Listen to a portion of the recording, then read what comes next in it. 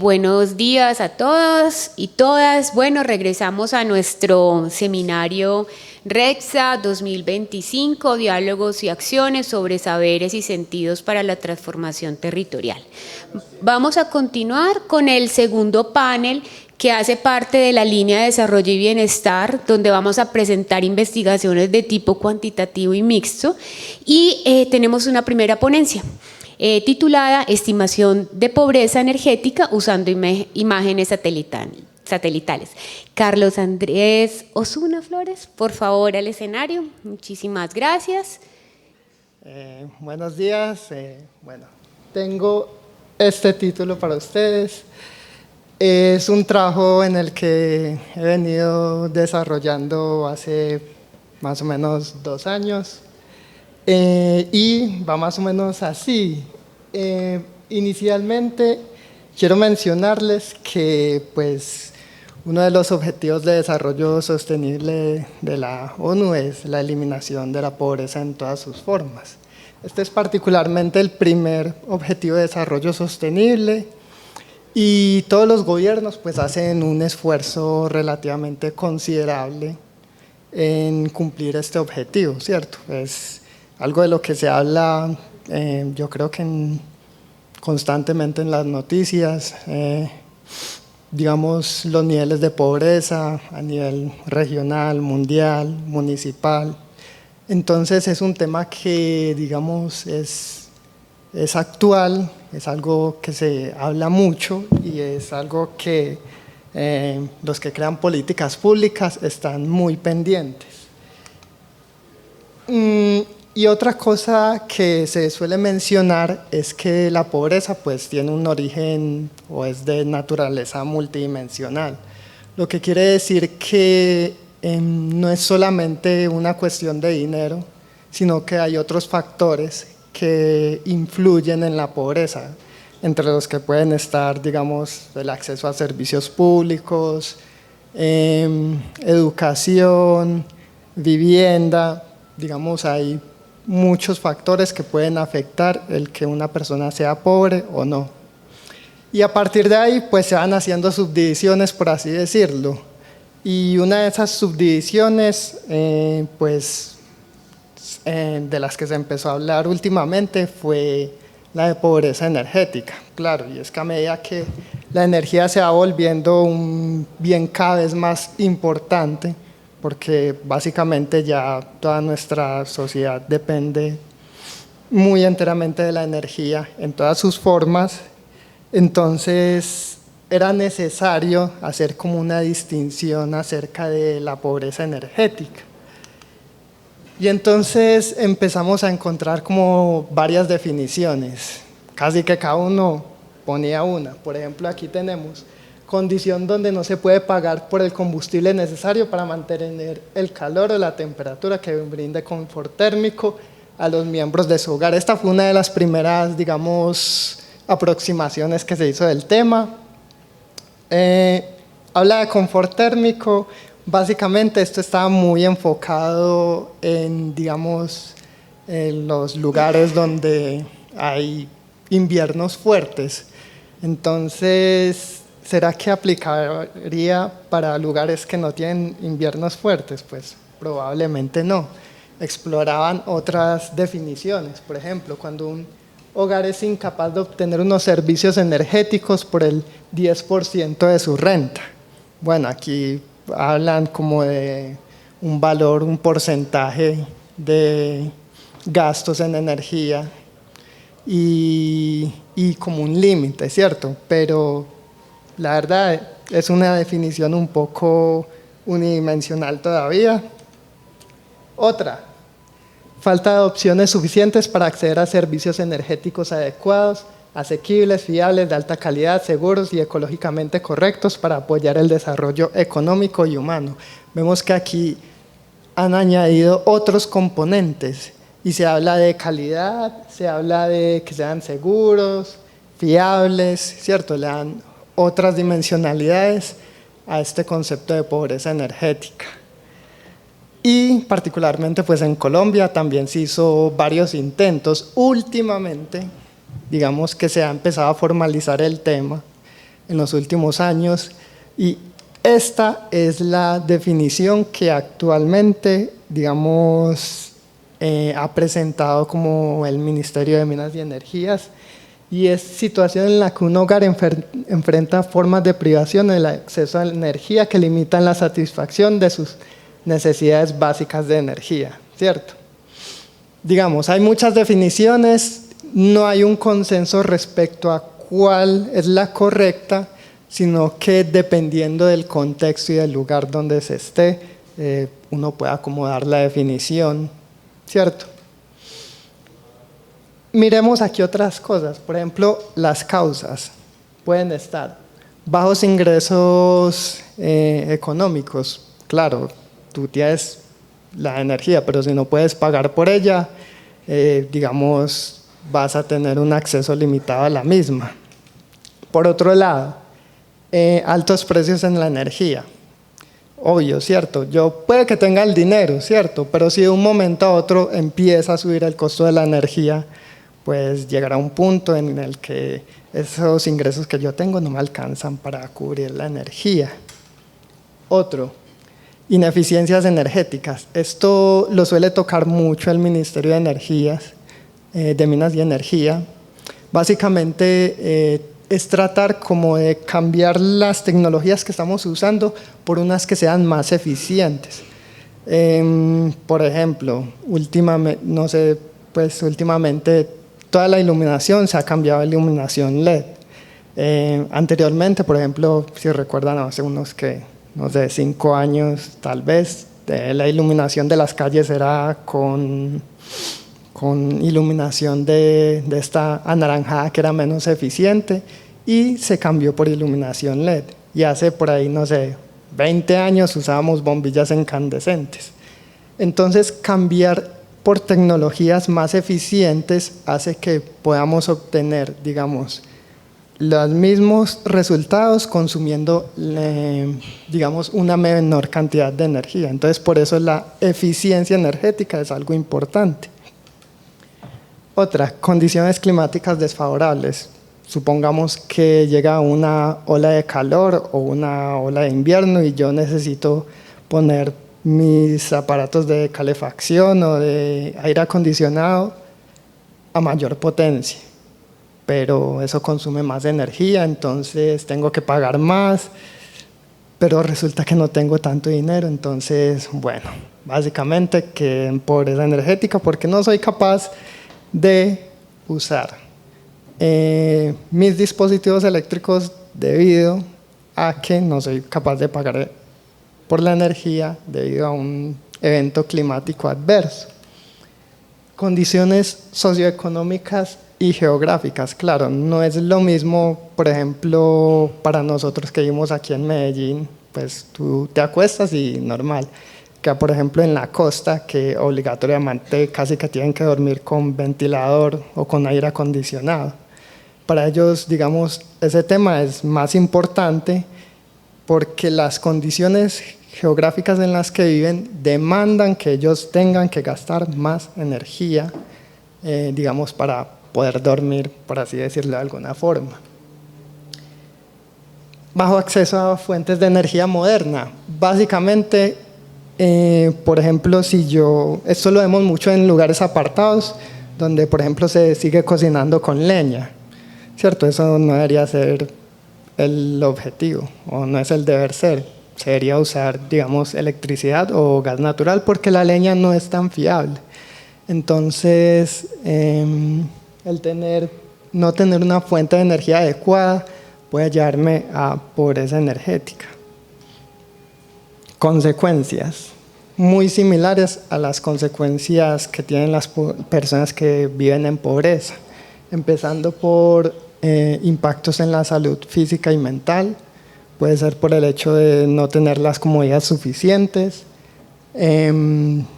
Digamos, en el caso de los que cocinan usando madera, puede ser afectaciones respiratorias y así por el estilo. Listo. Enfermedades respiratorias, como la mencioné, afectando principalmente a mujeres y niños. Condiciones desfavorables particularmente en educación, seguridad y productividad. Tengamos en cuenta que, ¿cierto?, nosotros accedemos a Internet usando energía,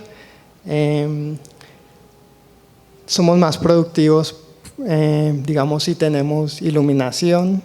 Si no tenemos iluminación, pues se hacen las 6 de la tarde y ya nos tenemos que ir a acostar, ¿cierto? Entonces, esas son otras cosas.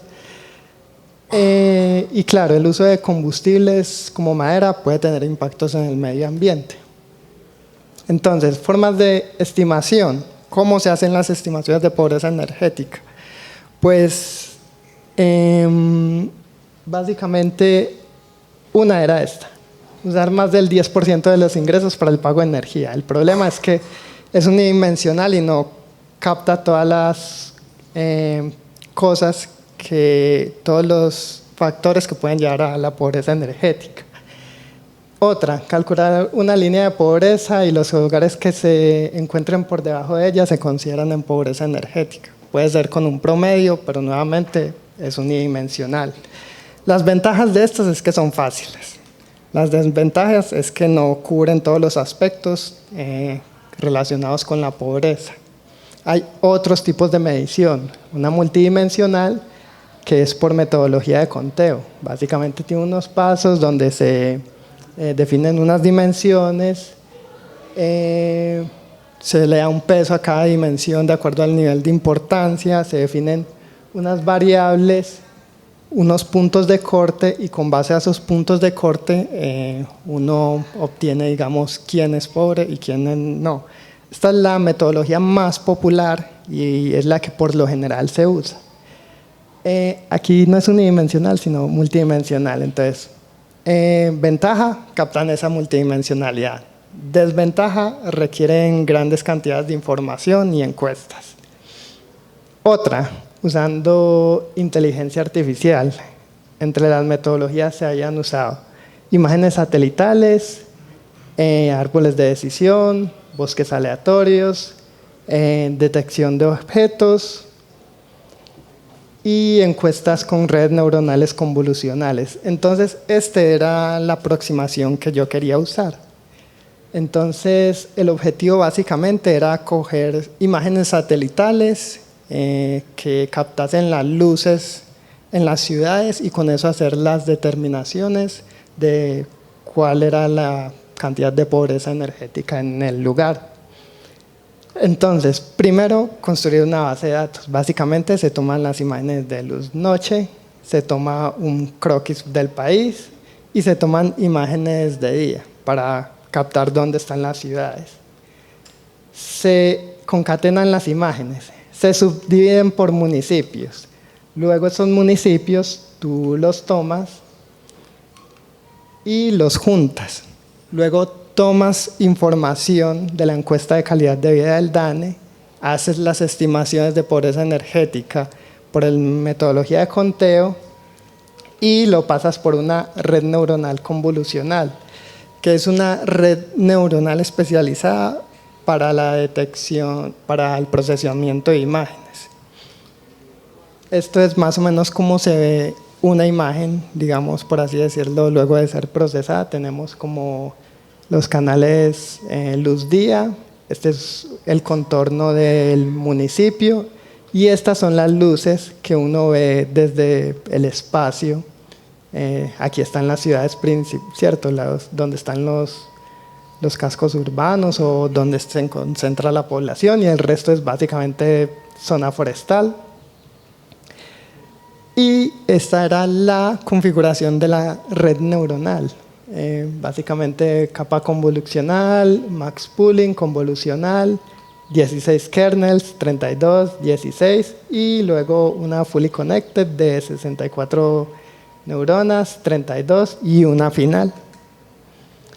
Resultados finales, esto es más o menos lo que tenemos. Acá en el eje horizontal es el valor real, el que queríamos calcular. Y acá en el eje vertical es lo que la red estaba prediciendo, ¿cierto? Lo óptimo es que todos los punticos se peguen aquí a la línea roja, ¿cierto? y pues el margen gris es como un margen de error del 10%. ¿Listo? Entonces vemos que casi todos los punticos quedaron como en ese margen y en general se está captando la tendencia, ¿cierto? Entonces, por ejemplo, aquí, predijo casi que el punto de manera exacta era 30 y le dio por ahí 29. Entonces, errores generales entre lo predicho por el modelo y el valor real fue del 7% en estos casos, ¿cierto? Entonces, en general, por aquí estamos obteniendo buenos resultados. Es como una buena forma de realizar la estimación de pobreza energética a nivel municipal. Entonces, básicamente, como si usaron 22 municipios de prueba, el error fue del 7%, mostrando de que esta metodología es bastante viable. Y ya eso sería como todo.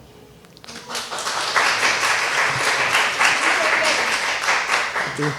Bueno, le damos las gracias a Carlos Andrés. Ya puedes bajar del escenario y vamos a continuar con la siguiente ponencia que se titula Descifrando la pobreza multidimensional con aprendizaje profundo interpretable, un análisis biplot local de la feminización de la pobreza en Colombia. Y los ponentes son Carlos Andrés Pérez Aguirre, el profesor Gubernay Muñetón y Andrés Marino Álvarez. Entonces, el título que tenemos para esta presentación es Descifrando la pobreza multidimensional con aprendizaje profundo interpretable. Entonces, vamos a ver qué quiere decir esto de profundo y qué quiere decir esto de interpretable y bueno, también qué quiere decir aprendizaje. Pero primero empecemos con un poco de contexto sobre lo que queremos ver. Digamos que a grosso modo en Colombia, en medidas oficiales de pobreza tenemos como dos principales desde el punto de vista oficial. Estas medidas de pobreza miden la condición de pobreza de un hogar, no necesariamente del grupo de personas, es decir, la pobreza del grupo de personas que conforman el hogar es la pobreza del hogar en sí misma. Entonces, digamos que tenemos la pobreza multidimensional, el IPM, índice de pobreza multidimensional, y tenemos de la que de alguna manera es la más importante porque es de la cual se derivan muchos de los programas sociales, que es la pobreza por el CISBEN, que básicamente está dividida en las categorías A, que es pobreza extrema, B, pobreza moderada, C, vulnerabilidad, y de no pobre y no vulnerable. Muy bien.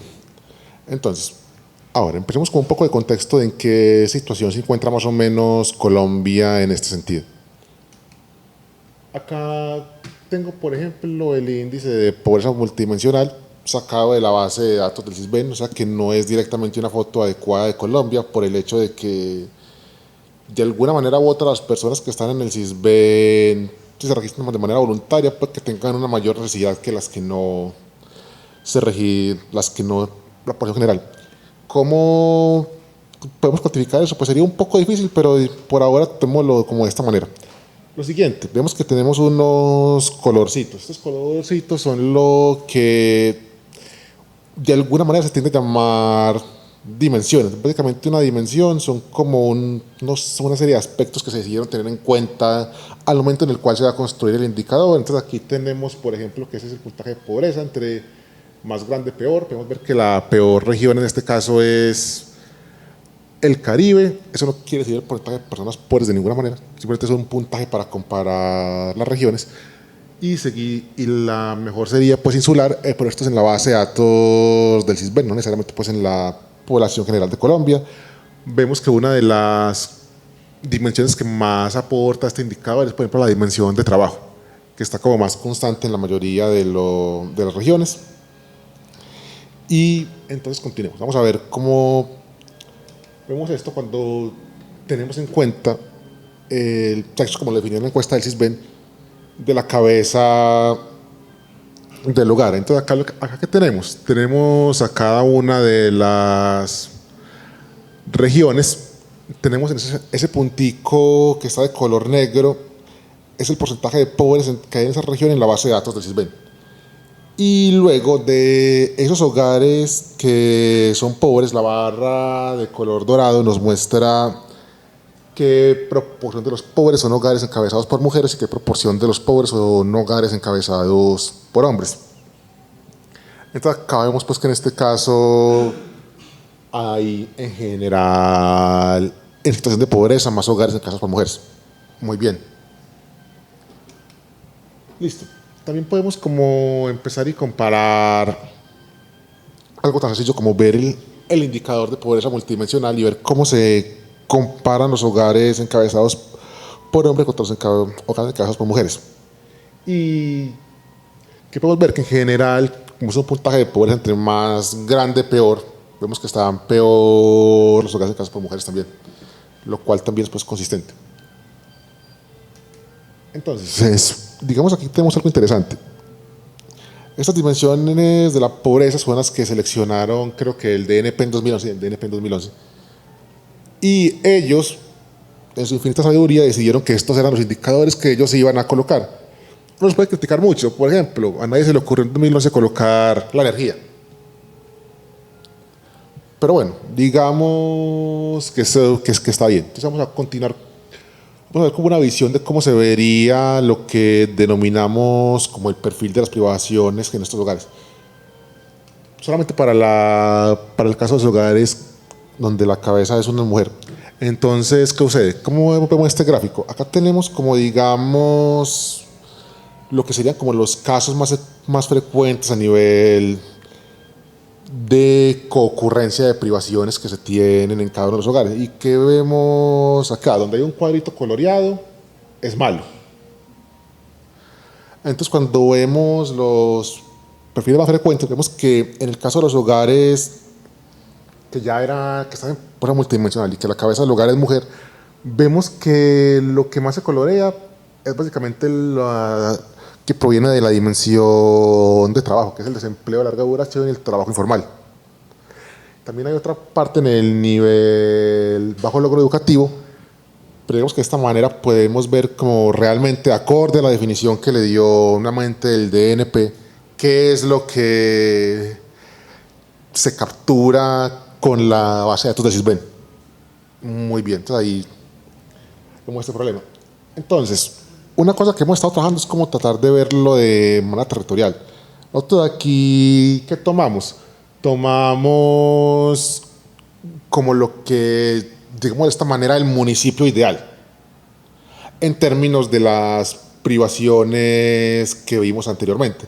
Entonces, cuando tomamos el municipio ideal, cogimos y lo partimos para hombres y para mujeres. Bueno, para hogares, cabeza de hogar hombre y cabeza de hogar mujer. Bien. Listo. Entonces, luego con eso, ¿qué hicimos?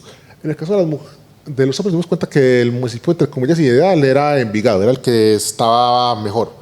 Y luego, en el caso de las mujeres, nos dimos cuenta que el municipio ideal era, entre comillas, Sabaneta. Entonces, nosotros queríamos ver, no comparando pues con un estándar abstracto, sino que digamos con el mejor caso posible en Colombia, cómo se veían los demás departamentos. Municipios, perdón. Entonces, ¿qué vemos acá? Que los que están azulitos son los que son más cercanos a ese municipio como ideal, mientras los que están en rojo son los que están mucho más lejanos.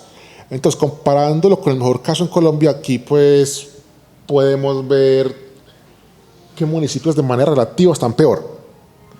Y los que están en color gris, ya vamos a ver que eso es un problema, porque simplemente pues en la base de datos que tenemos en este momento, que es la del SysBen de 2024, no tenemos mejor información al respecto. Entonces, ahora vamos a ver como la parte de, podríamos llegar con la parte de profundo. Entonces, ¿qué sucede? Digamos que cuando uno está trabajando más desde el punto de vista de las ciencias naturales o de ingeniería, uno lo que lo pueden hacer es vaya y construya herramientas. Cuando uno va y construye herramientas, ¿usted qué hace? Una herramienta es buena si funciona en múltiples campos. Entonces, ¿usted qué tiene que hacer acá? Bueno, vaya Carlos, coja y pruebe con datos de salud, pruebe con datos socioeconómicos y pruebe también con datos agrícolas y vaya a ver si ese método que usted realmente hizo sirve para algo o no.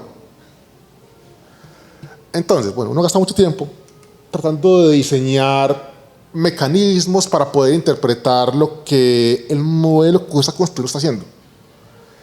Entonces, acá tenemos una idea de lo que entre comillas el modelo B piensa o cómo interpreta. Podemos escoger la palabra que queramos en este caso. Y lo que nos dimos cuenta es que el modelo en su interpretación tiene separado los hogares en los cuales la cabeza del hogar es hombre y en los cuales la cabeza de hogar es mujer. Entonces, bueno, desde mi punto de vista, un maravilloso resultado. Parece que la herramienta que estamos construyendo está funcionando. Pero obviamente pues eso va a implicar que tenemos que hacer un análisis más profundo en lo que está sucediendo acá. Y aquí tenemos el ejemplo del caso de la región andina, pero eso no es un caso aislado. Vemos que el mismo patrón se presenta a través de todas las regiones de Colombia. Entonces, bueno, muy interesante. Ante el modelo se da cuenta que hay una diferencia muy marcada entre los hogares con cabeza de hogar hombre y cabeza de hogar mujer, una diferencia marcada de desaparición muy, muy grande. Entonces tenemos que analizar este problema. Entonces, bueno, lo siguiente que queremos hacer es que aquí tenemos como una especie de medida de capacidad de predicción. Como ustedes saben, si ven, no le dan a uno la fórmula de cómo determina si un hogar se considera pobre o no. Ellos dicen pues que eso es por cuestiones de seguridad o algo por el estilo, como para que uno pueda manipular el sistema. Entonces, ellos ni siquiera le dan a uno la base de datos entera, sino que le quitan, por ejemplo, variables tan relevantes como los gastos y los ingresos. Toca básicamente trabajar con la base de datos a media, pero igualmente uno logra tener altos niveles de predicción únicamente con las variables que están allá. Y uno empieza a ver lo siguiente: bueno, queremos ver el modelo qué capacidad tiene para predecir ciertos departamentos acá, y vemos que hay departamentos que se llega fácilmente a una predicción de más del 80%, que podemos decir con alta certeza, dada la información socioeconómica, usted en qué categoría del CISBEN va a caer. Y lo podemos hacer, y bueno, y uno si quisiera también puede utilizar para manipular y hacer que usted tenga una calificación baja, si eso es lo que usted quisiera.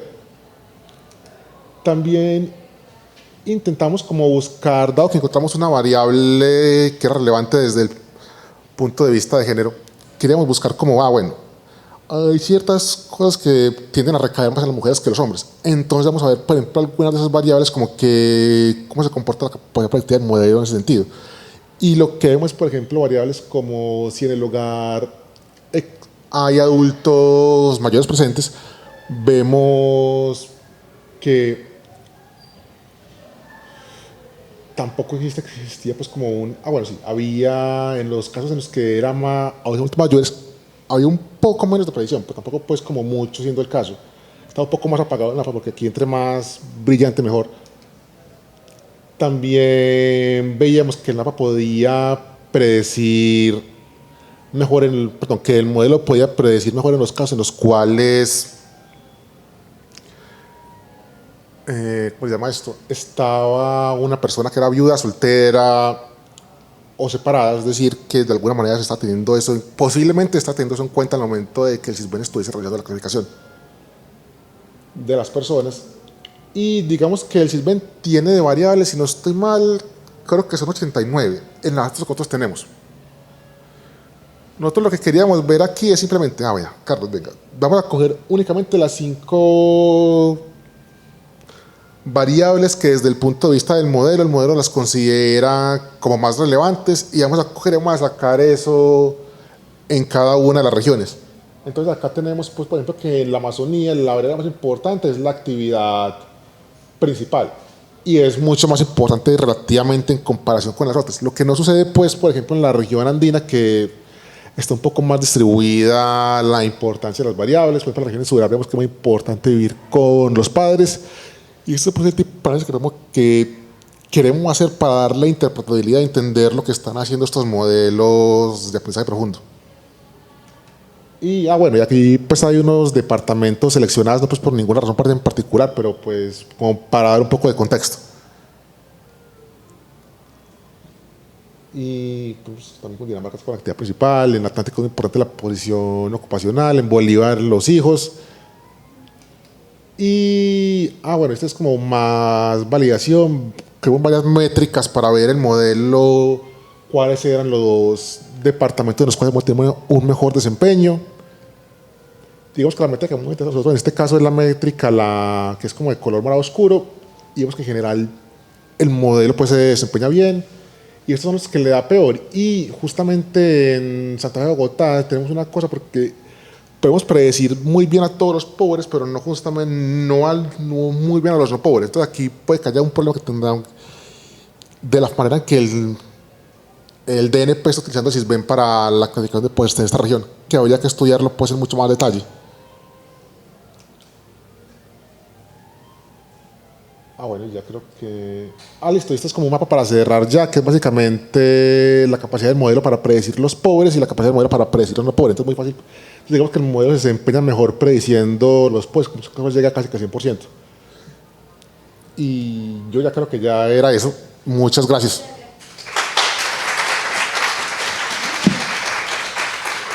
Bueno, muchas gracias. Ya puedes bajar. Listo. No olvides tus gafas.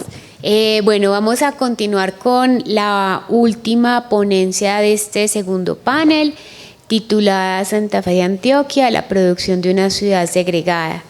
El ponente es Omar Darío Bustamante Osorio. Entonces, Omar, bienvenido. Buenos días a todos y todas. Esta ponencia se da en el marco del trabajo de tesis de maestría en estudios socioespaciales, ¿cierto? Entonces, a partir de un recorrido profesional que tuve en Santa Fe de Antioquia, específicamente trabajando con temas de ordenamiento territorial, lo que me produjo fue una cantidad de cuestionamientos sobre la práctica de la planificación y cómo estaba afectando el territorio. Entonces, en esta medida, pues entro a la maestría justo con esas preguntas.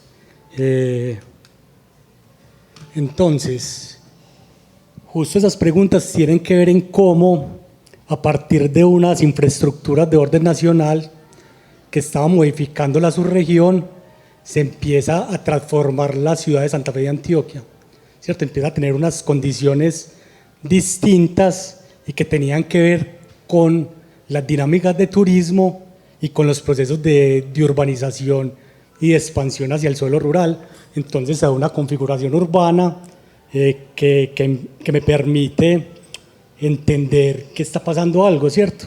Entonces, a partir de eso, lo que intento es mirar los conflictos y las tensiones que se dan entre un espacio concebido desde la planificación, ¿cierto? Desde esa mirada y políticas para construir un territorio bajo el desarrollo del turismo, y un espacio concebido, y un espacio vivido de los habitantes que experimentan este tipo de transformaciones, especialmente en los barrios vulnerables, que era donde más me interesaba cómo se estaba viviendo estas transformaciones, ¿cierto?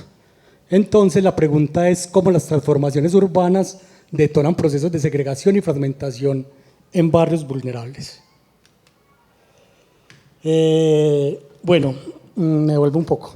Es decir, esta es una síntesis muy sintética de la tesis, entonces quiero pasar muy rápidamente como por este tema del contexto, y en estos términos hay un marco teórico muy claro que tiene que ver con la producción del espacio de Lefebvre y con el derecho a la ciudad de Harvey, los cuales me permitían entender cómo esta ciudad estaba viviendo unas dinámicas y unas trayectorias también globales, pero también locales, que hacían de una ciudad muy específica, ¿cierto? Una ciudad turística con unas condiciones muy específicas.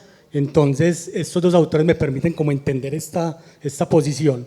Pero además, entonces, entendiendo esa producción del espacio, aparece el tema de la segregación, que fue una de las preguntas que siempre me hice, y entonces cómo el territorio y cómo esa producción se daban unas segregaciones, ¿cierto? Y profundizando en esta segregación, aparecen unos conceptos en el estado del arte relacionados que tienen que ver con la fragmentación urbana y con los espacios de actividad cotidiana o diaria, los cuales pues se complementan, se contradicen a veces en la misma producción del espacio. Entonces lo que hago es hacer como ese análisis para entender la segregación socioespacial. Y lo que utilizo es una metodología mixta que me permita comprender entonces una fotografía de la segregación a partir de la segregación residencial, pero también cómo se experimenta y cómo los habitantes viven esa segregación, ¿cierto? Entonces ahí combino esta metodología, una triangulación importante para no solo dejar claro que hay una segregación o cierta segregación, sino que además cómo la viven en la cotidianidad. En estos términos, entonces, en el enfoque cuantitativo, lo que hago es aplicar un índice de disimilitud de Duncan y Duncan, que es quizá el índice más utilizado para medir la segregación residencial, y utilizo los datos del CISBEN-4 y de estratificación entregados pues por la administración municipal.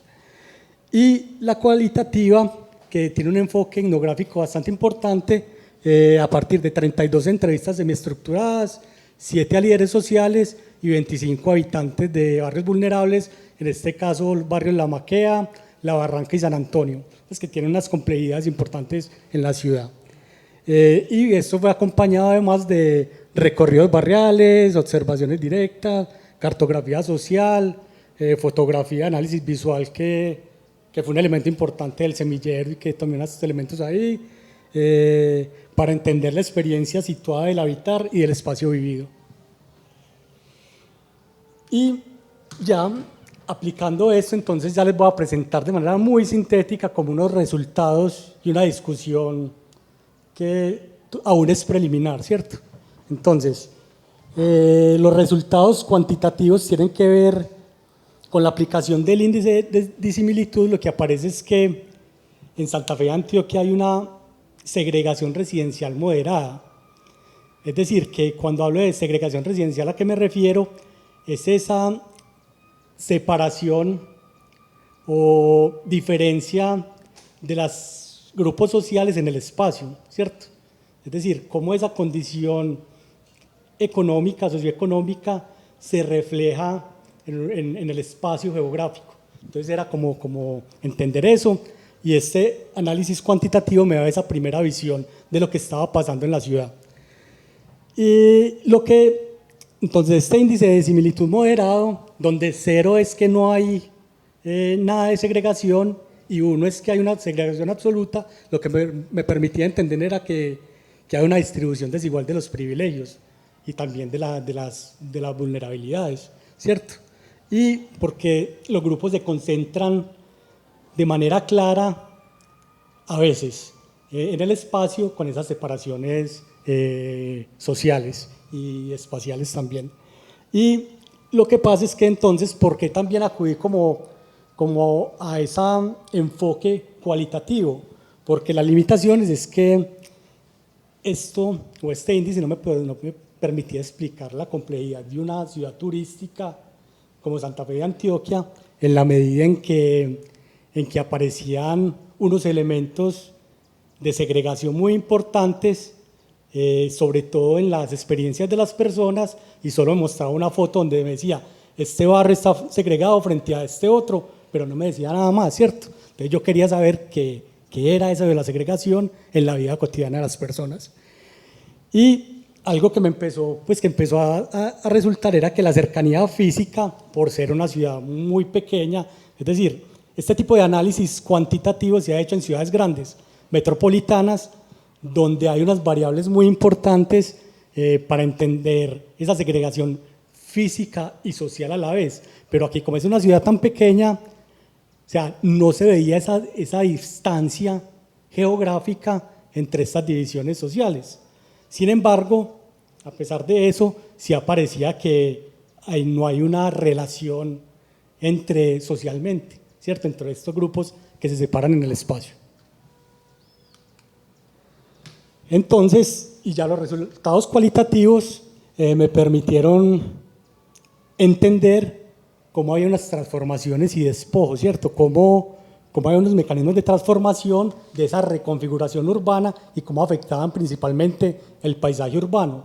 Antes, dicho por los entrevistados, especialmente por los líderes, había unas condiciones de clasificación del suelo que eran muy rurales y ahora pasaron a urbanas, pero también con los usos, es decir, antes eran agrícolas y ahora son residenciales, donde hay construcciones hasta de 16 pisos, entonces ya empieza a cambiar el paisaje urbano, ¿cierto? Y se empiezan a dar unos procesos complementarios o quizás distintos, pero que están ahí, como gentrificación y turistificación, que lo que hacen es que empiezan a desplazar la población por el costo de vida tan elevado debido a esas dinámicas del turismo y la urbanización, ¿cierto?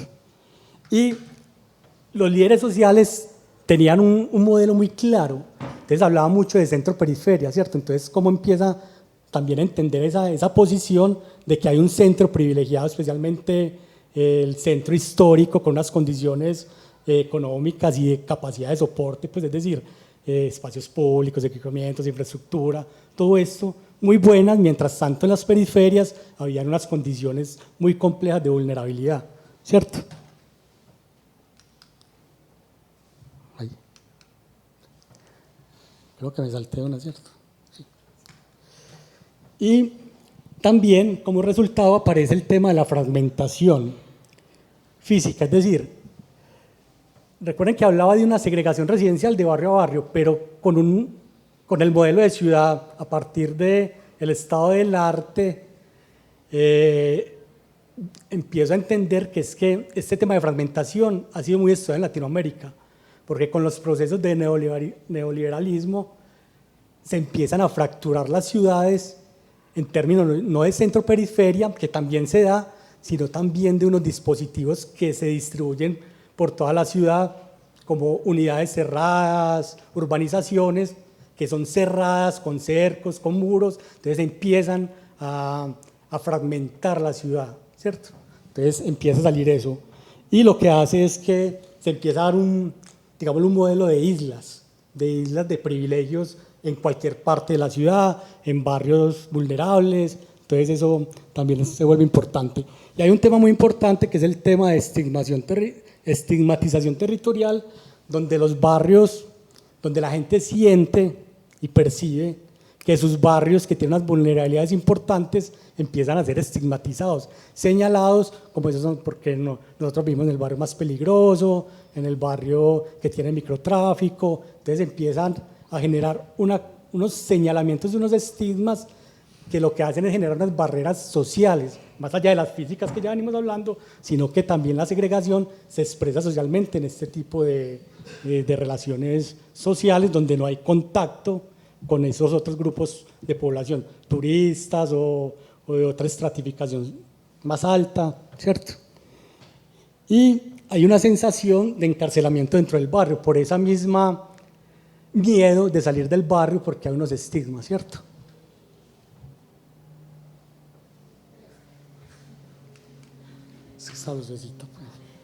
Bueno, y entonces ya como conclusiones empiezo a discutir los espacios de actividad, es decir, estos espacios de actividad diaria, que es una categoría, un concepto importante donde va a decir que es que la segregación no es solo residencial, sino que se mueve en la medida en que las personas se mueven, se desplazan hacia otras dinámicas como ir a estudiar, a trabajar, el tema de la salud. Entonces, en la medida en que se desplazan, los pueden acompañar a la segregación, puede o no puede. Es decir, ahí se dan esas dinámicas de ampliación de la segregación o de mitigación de la segregación. Entonces, este se vuelve un elemento y una categoría muy importante que lo que permite es concretar esa segregación socioespacial.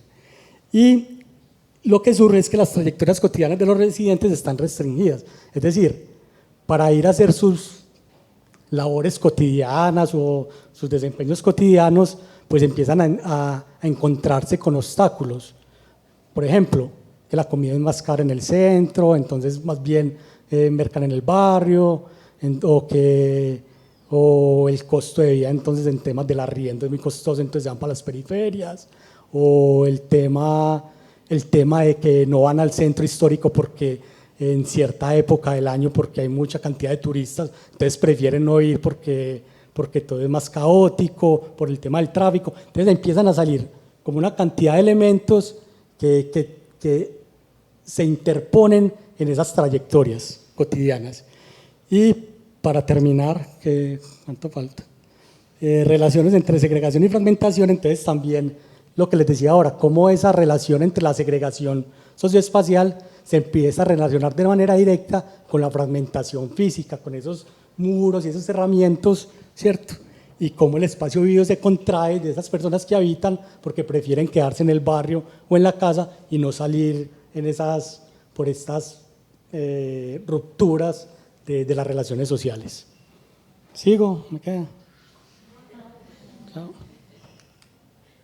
Bueno, ya sí, para terminar. Esta es una antes de las conclusiones, entonces termino con esto. Y hay unas estrategias pues, que también hacen parte de la producción del espacio y que se vuelve muy importante porque no es solo ese espacio producido urbano, abstracto, instrumental, pensado desde la planificación y de las políticas de desarrollo, sino que hay otras condiciones que hacen y que producen un espacio, ¿cierto? Unos espacios distintos, unos espacios emergentes y que tienen que ver con temas de gestión comunitaria, construcción de acueductos, pavimentos, resignificación, o sea, y cómo utilizan, por ejemplo, los muros para extender la ropa, para hacer, no sé, sillas, los pintan, entonces los decoran y les ponen materas, entonces también cómo utilizan estos tipos de dispositivos y materialidades de la segregación para apropiarse y resignificar el espacio. Pero además también cómo el tema de la memoria y la identidad empieza a ser un tema importante, cómo a pesar de esas diferencias y de esa segregación, los habitantes se sienten orgullosos de vivir en su territorio, ¿cierto? Y como decía, entonces hay una producción de espacios diferenciales, es decir, como desde Lefebvre hay unas otras formas de espacio, esos espacios de esperanza, esos espacios de resignificación, de sentimiento que te permiten generar otro tipo de espacio, ¿cierto? Listo. Ya. Bueno, muchísimas gracias a Omar, no te retires. Vamos a tener un momento para la retroalimentación. Bueno, muchas gracias por ilustrar este tema de la pobreza desde diferentes aristas. Muy interesante el panel así armado con miradas cual y cuantis. Yo tengo una pregunta para Omar. Yo no logro entender como si hay una temporalidad para identificar o marcar un inicio de esos cambios en Santa Fe de Antioquia y si a partir de ese momento uno podría eventualmente, si tuviera algunos datos longitudinales, tal vez decir si se ha profundizado esa vulnerabilidad, si estas transformaciones están cambiando, justo como nos falsea nuestro tutor, ¿cierto? Esos asuntos. Entonces, si uno puede decir que se ha profundizado o no, y si ese proceso guarda, no sé si has podido hallar, si guarda alguna relación como con la historia colonial de Santa Fe, porque ella sí, finalmente fue una ciudad que me la imagino, no sé históricamente, pero como por lo general de la colonia segregada en naturaleza, debieron haber llegado los españoles a instalarse ahí y desconocer a unos grupos, entonces como quienes siguieron poblando a Santa Fe y cómo ha ido cambiando un poco Santa Fe, pues es una historia larga porque pues fue nuestra primera ciudad tal vez, pero ¿quiénes son esos habitantes que hoy son los vulnerables? Y como estoy preguntándome por estos cambios a partir de esos puntos como de corte, si se crearon estos barrios, o sea, si estos asuntos de la segregación están creando estos barrios o estos barrios ya existían y empezaron a crecer o lo que nos cuentas es justamente de los cambios de los habitantes de esos barrios.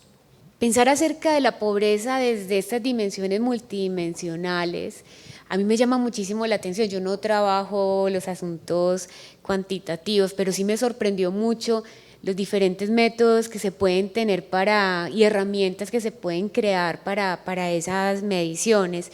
No entendí mucho el modelo el neuronal, pero lo que sí logré entender, y yo quisiera pues también como que me aclararas qué otras posibilidades se podrían tener como esta lectura, qué más me podría decir estas lecturas de imágenes satelitales, como para qué más las podríamos usar y qué nos podría, generar, qué otra clase de conocimiento. Bueno, ese sería uno.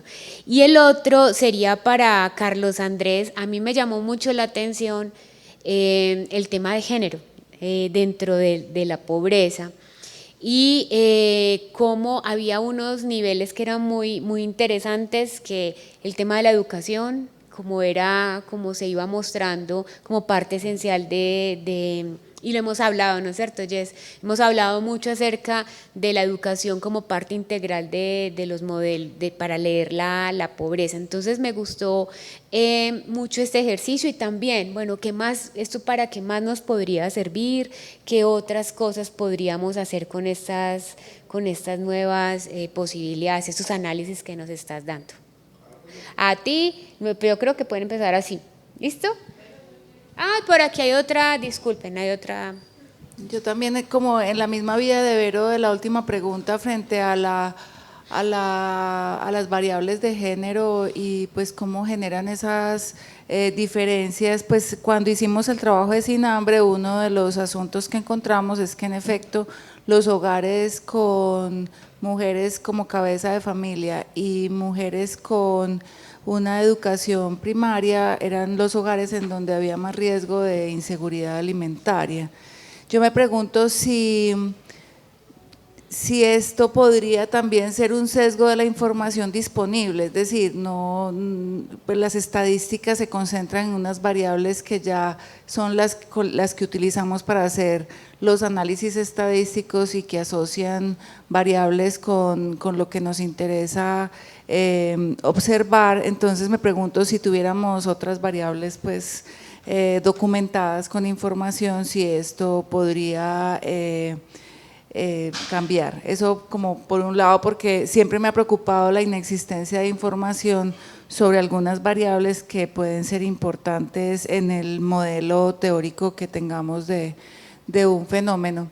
Eso uno. Dos, frente a la pobreza energética, pues me parece súper interesante porque las imágenes satelitales se han utilizado también, por ejemplo, para revisar a partir de los usos del suelo, de los temas climáticos, etcétera, pues también se pueden aproximar a identificar en dónde podrían estar en riesgo, por ejemplo, poblaciones de sufrir hambre, también se han utilizado. Entonces me parece que puede ser una herramienta me preguntaba en el municipio de Uribia cuáles eran esos dos focos que aparecían prendidos, pues porque ni siquiera Uribia, sino que estaban en el litoral, pues me pareció como extraño, no sé si a uno el puerto, si el puerto era el que se iluminaba así.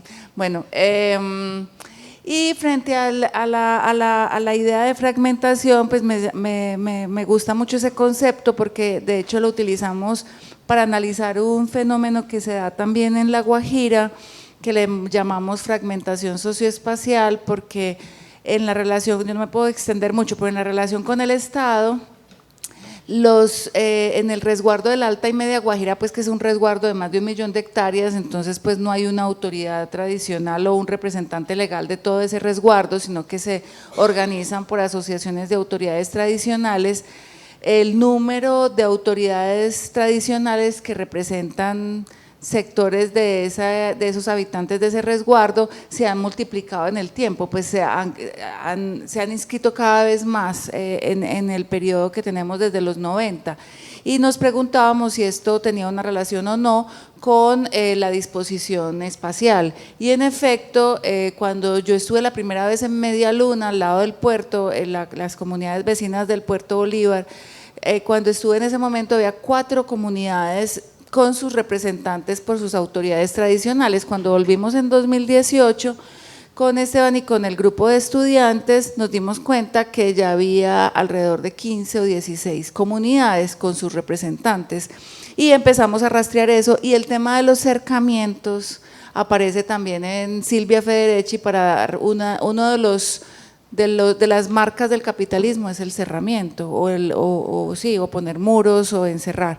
Y eso nos llamó mucho la atención también en La Guajira, porque también encontramos que ya se cercaban no solamente los corrales, sino que también se cercaban como las rancherías, que son, digamos, como los conjuntos de habitaciones de las familias extensas. De modo que ese concepto de fragmentación socioespacial pues me parece que es súper poderoso en el contexto de obviamente de lo neoliberal, pero sobre todo eso neoliberal en el espacio, que tiene un efecto social también, que es la fractura del tejido social.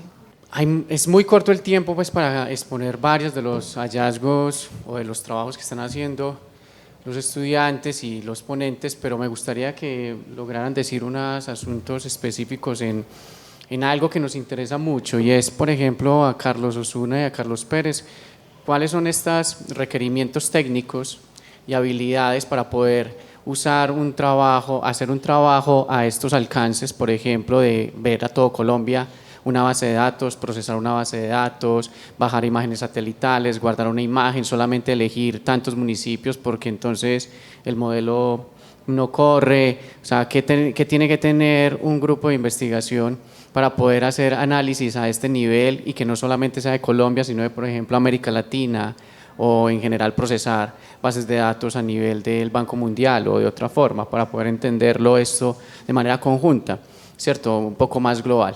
Y a Omar, la pregunta es si dices algo relacionado cuando uno está haciendo investigación mixta, el objetivo es hacer triangulación, ¿cierto? Es una cosa me sirve para esto, otra me sirve para esto, pero al final tengo que decir algo. Yo sé que se puede decir algo porque lo hemos conversado, pero que nos des esa perspectiva también metodológica de cuando se hace triangulación de información aplicando técnicas cuantitativas y técnicas cualitativas, ¿cuál es ese punto final como para decir este dato me da una cosa y este dato me da otra en el contexto de tu tesis? Empiezo respondiendo a la profe Ángela sobre el tema de la temporalidad, ¿cierto? Claro, hay una temporalidad y que tiene que ver con la apertura del túnel de Occidente en 2006, que es como un hito que empieza a transformar la subregión de Occidente por esa nueva o por acortar las distancias con el Valle de Aburrá. Entonces ahí se condiciona una cantidad de elementos que permiten reconfigurar la ciudad. En términos, o sea, ¿cómo medir esa trazabilidad frente a esa nueva apertura del túnel de Occidente? No ha sido fácil. Sin embargo, lo que hice fue acudir justo a las entrevistas, ¿cierto? Porque muchos de los líderes y habitantes, varios habitantes de ellos que fueron los fundadores de los barrios, me contaban cómo estaba cambiando, ¿cierto? Un antes y un después. Entonces, por eso les decía, antes como en los barrios donde están habitando eran zonas agrícolas de cacao, ¿cierto? Una cantidad de cultivos. Entonces, cómo a partir de esa nueva configuración empiezan a cambiar esos usos del suelo. Entonces, ahí hay como esa trazabilidad, ¿cierto? El tema de la historia ha sido muy difícil porque Santa Fe de Antioquia no hay una claridad de dónde se ubicó en primer momento. Fueron como tres. Entonces, en un momento fue en México, en otro momento fue se me olvidó, una zona minera más abajo, después volvió, ¿cierto? Volvió pues ahí donde es ahora. Y entonces cómo se empieza a configurar, pero empieza a dar pistas de cómo en la plaza, ¿cierto? Se apostaban las familias españolas, que tenían un poder de nobleza mucho más importante, y en los alrededores habitaban los indígenas, ¿cierto? Entonces más o menos eso me da como esa indicación. El tema de los barrios, no, son barrios ya que estaban constituidos de manera informal, que ya, ¿cierto? Ya había una ocupación ahí importante, sino que hay patrones urbanos del paisaje que te empiezan a indicar, y los mismos pues entrevistas de residentes, que hay unos cambios. Por ejemplo, la densificación. Entonces, cómo ya hay unas viviendas de 3, 4 pisos en estos barrios. Entonces también eso te indica cómo se ha transformado y se ha configurado la ciudad. Y el tema de la fragmentación, claro, tiene que ver con un tema de privatización, ¿cierto? En términos de ciudad, ¿cierto? Porque no tengo claro, en términos de La Guajira, no me queda claro, pero en términos de esta investigación de ciudad, claro, es un elemento de la privatización y de la acumulación de capital, ¿cierto? De la extracción de plusvalías. Entonces, cómo a partir de esa acumulación se empiezan a disponer en cualquier parte, fragmentando y fraccionando el territorio sin importar dónde se localizan. Es decir, si estoy lejos del centro histórico y es una zona de un barrio vulnerable, yo puedo tener una urbanización tranquilamente porque el encierro, pero tengo unas vistas al Cauca. Entonces eso, pues hay otras condiciones, ¿cierto? De acumulación del capital precisamente. Entonces ahí el tema de la fragmentación. Y profe, el tema de la metodología mixta me pareció muy importante, sobre todo en términos de resultados, porque es ver cómo es un complemento entre una aplicación de una metodología cuantitativa que me permite entender una foto de la separación por barrios, ¿cierto? Pero con los elementos cualitativos, con las entrevistas, con los recorridos, me permite entender cómo se experimentan en la vida cotidiana esta fragmentación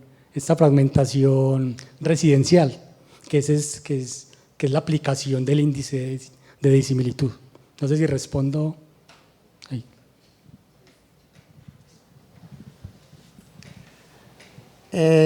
Bueno, respecto al tema de imágenes satelitales, ¿qué otros usos pueden tener?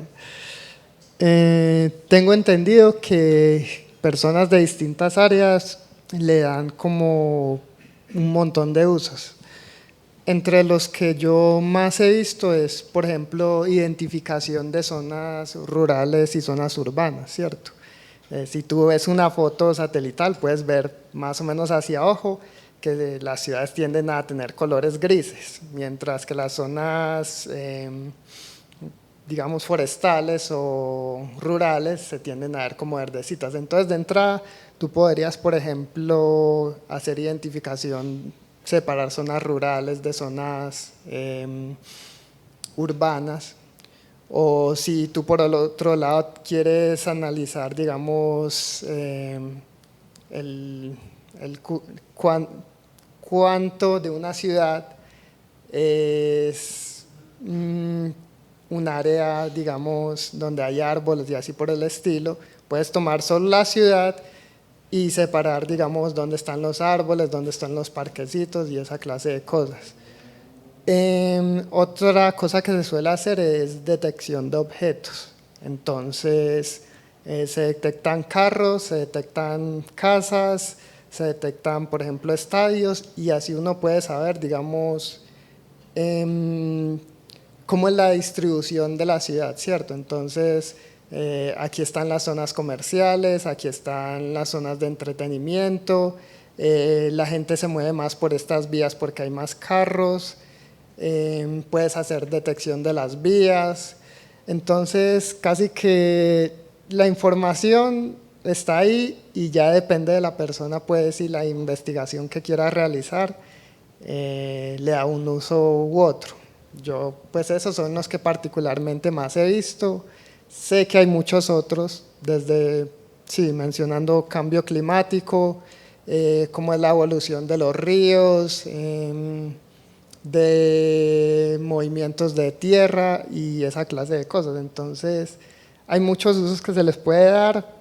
Ya es como que uno haga la investigación por ahí por internet, qué se puede hacer con imágenes satelitales y ya. Y conectando con eso respecto a la pregunta de Guberney, creo que algo muy bacano de vivir como en esta época es que hay como mucha información disponible y muchas diferentes fuentes que uno tiene. Entonces, básicamente como una habilidad que uno siempre debe tener y que creo que se resalta cada vez más a medida pues que la tecnología va avanzando, y es no tanto, digamos, tener habilidades como técnicas, sino más como habilidades de pensamiento crítico, buscar información, y yo diría que particularmente buscar información es una habilidad bastante importante, porque digamos eso es lo que a la final te va a permitir encontrar la información,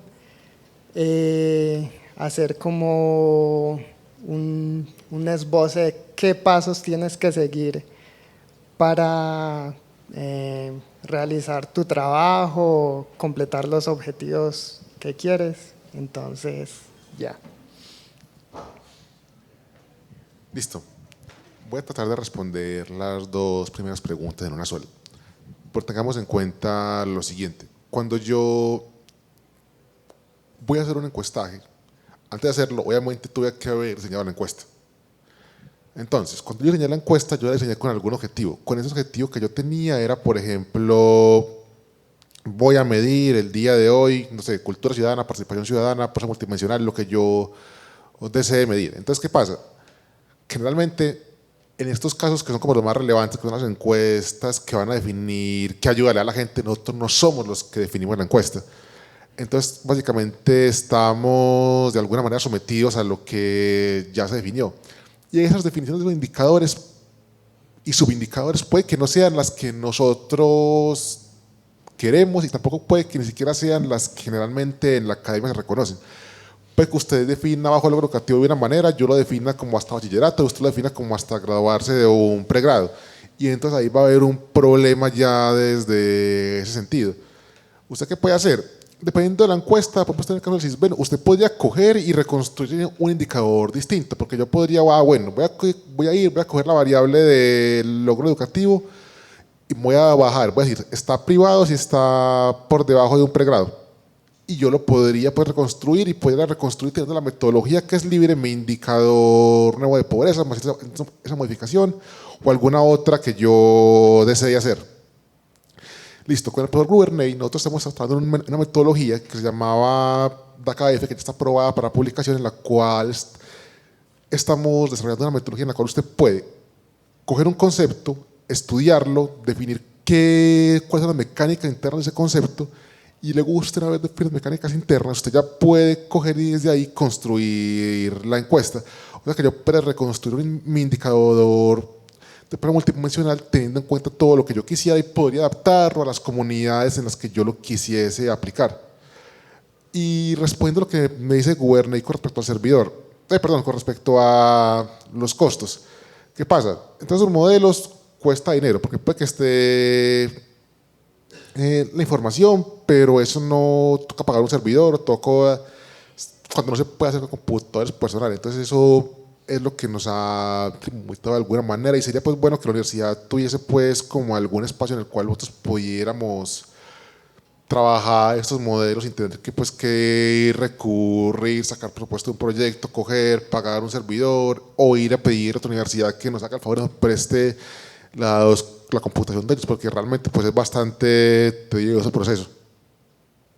Ya. Muchísimas gracias a los ponentes. Un aplauso. Bueno, terminamos nuestra primera parte del seminario.